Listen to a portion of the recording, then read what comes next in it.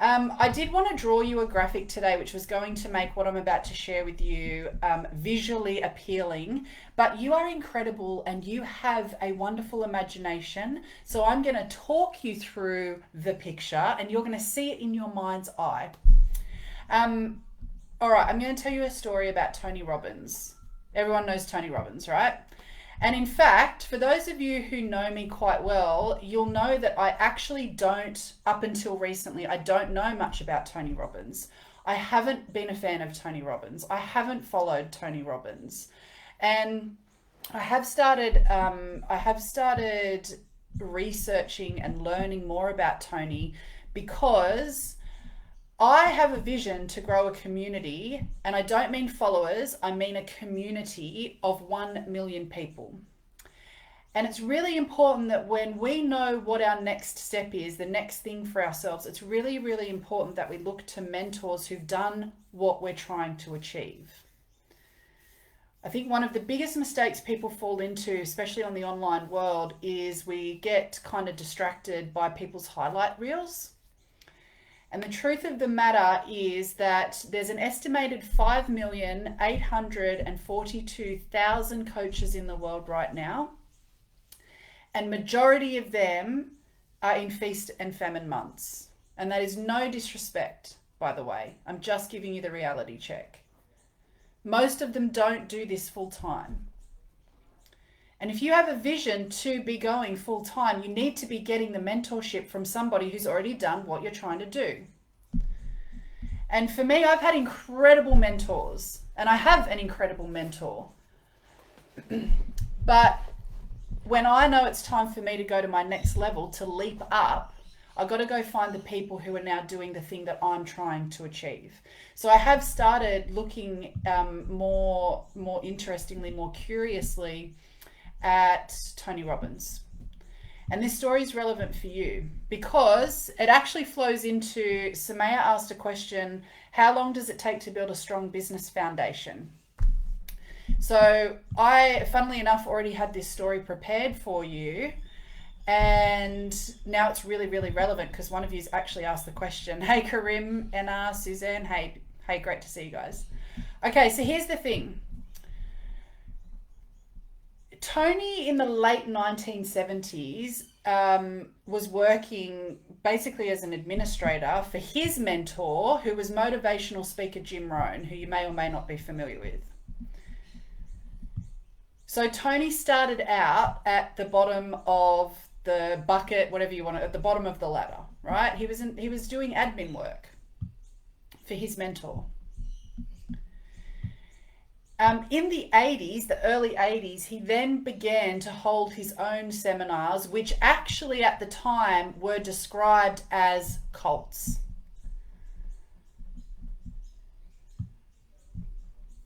So he got backlash.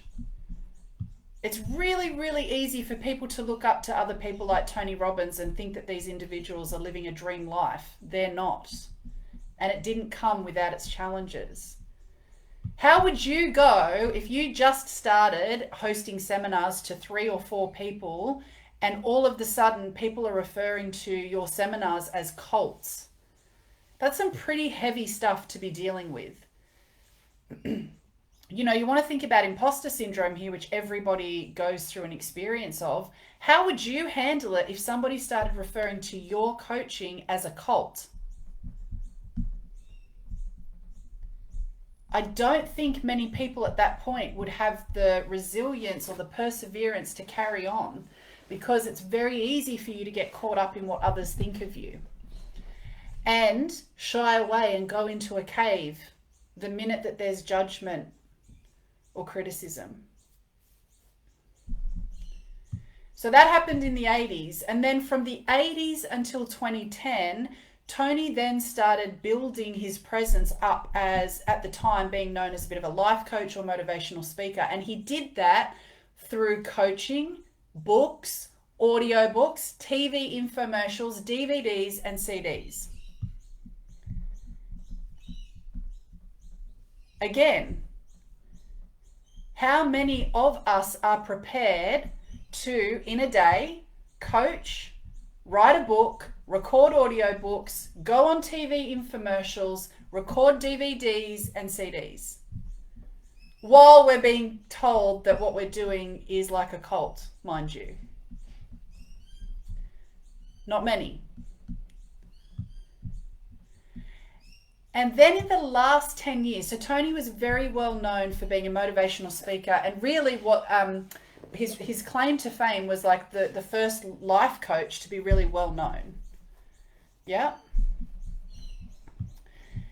So he started out being a overall kind of generalist. It's only in the last 10 years that he's turned his focus and his business to talking about business and financial success coaching.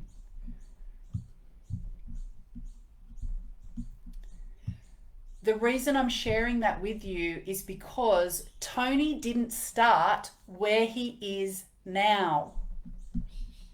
Tony wasn't talking about business and financial growth and success in the late 70s when he was an administrator for Jim Rohn, and he definitely didn't start talking about business and financial success when he started out in the early 80s. What he did start talking about was overcoming challenges in your mind and your life, because he had credibility to talk about that, because he came from poverty, the streets, homelessness. Over the last 20 years, he's built a business. So now today, he's in a position to talk about business and financial success.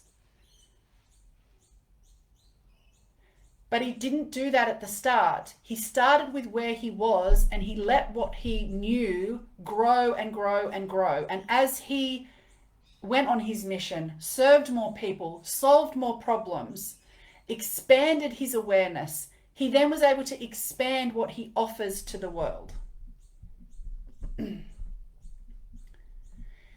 You're showing up and you're having an experience of imposter syndrome or getting frustrated because you think that your business doesn't look the way that it's supposed to look, because you're trying to get to the top of the staircase, but you can't get to the top without taking each step first. Yes, you have a vision for what you want to share with the world, but you've got to earn the right to get there. If in the 70s and the 80s, Tony Robbins had gone to market and started trying to sell financial and business coaching success and hadn't already done that, because he hadn't, he wouldn't be where he is today. Nobody would have taken him seriously.